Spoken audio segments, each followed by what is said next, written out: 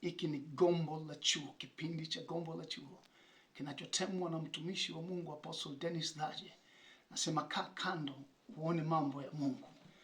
Tunaendeleza masomo yetu, lakini leo nataka niongee juu ya silaha za vita. Tunapokuwa kwenye jaribu, tunapokuwa tumevamiwa, tunapokuwa watu wanafikiria tumeishiwa, kwamba tunakwenda kuanguka, Bwana ana jambo. Angalia Wakorintho wa pili sura ya 10 mstari wa 3, 4 na 5 pale. Maana ingawa tunaenenda kwa mwili, hatufanyi vita kwa jinsi ya mwili. Maana silaha za vita vyetu si za mwili, bali zina uwezo katika Mungu hata kuangusha ngome, tukiangusha mawazo na kila kitu kilichoinuka kijinuacho juu ya elimu ya Mungu, na tukiteka nyara kila fikara ipate kumtii Kristo, tena tukiwa tayari kupatiliza maasi yote kutii kwenu kutakapotimia. Haya ni maneno mazito sana. Kumbuka mwana wa Daudi Suleiman katika Methali yake 24:10 anasema, ukizimia siku ya tabu nguvu zako ni chache. Naongea na kanisa ambalo tumevamiwa pande zote. Ukitoka huku umasikini, ukirukia huku njaa, ukirukia huku magonjwa, ukienda upande huu mashutumu, ukikaa hivi kukataliwa. Hii yote imeshambulia kanisa, mpaka watu wananung'unika, mpaka watu wanasema wokovu haupo, mpaka watu wanakata tamaa. Watu wengine wamerudi nyuma, wanasema wokovu ni mbaya. Lakini nataka nikutie moyo, ijapokuwa magonjwa, maradhi, laana, mikosi na balaa zinatufuata, Paulo anatambua nguvu ya ushindi.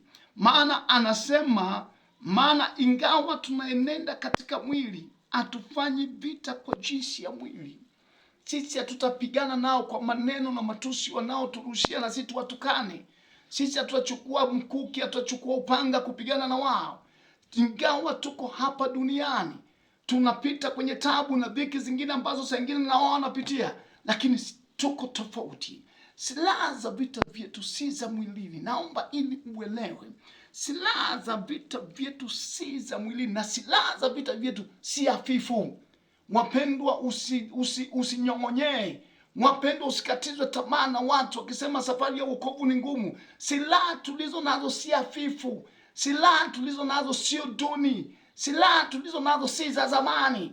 Hizo silaha zina nguvu. Sikiliza anaposema mstari wa 4.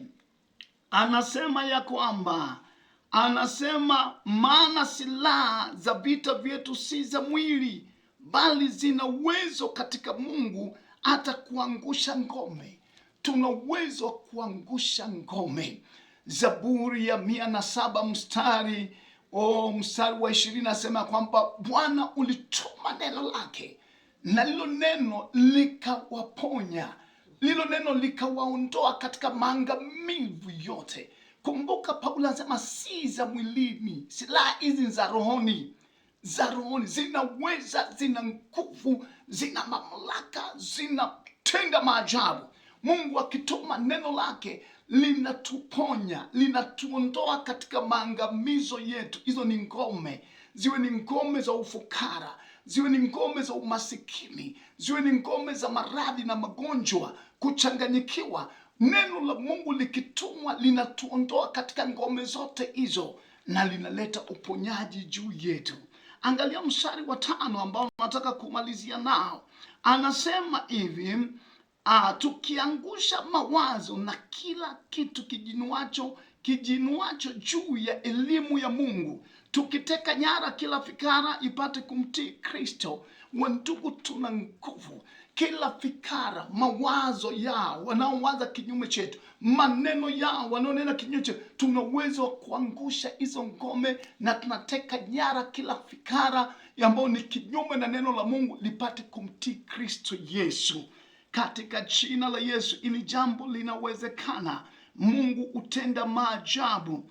Elimu yoyote ambayo imeinuka kinyume cha Mungu, tuna uwezo wa kuharibu, tuna uwezo wa kung'oa na tulete watu wote wapate kumtii Kristo Yesu, tena tukiwa tayari kupatiliza maasi yote, kutii kwetu kutakapotimia, tutakapokuwa na utimilifu wa imani, utimilifu wa utiifu, kumwamini Kristo Yesu kwa dhati na kujua yale anayotenda, kama anavyowaambia Waefeso sura ya 6 mstari wa 10 kwamba hatimaye mzidi kuwa hodari katika Bwana na katika uweza wa nguvu zake.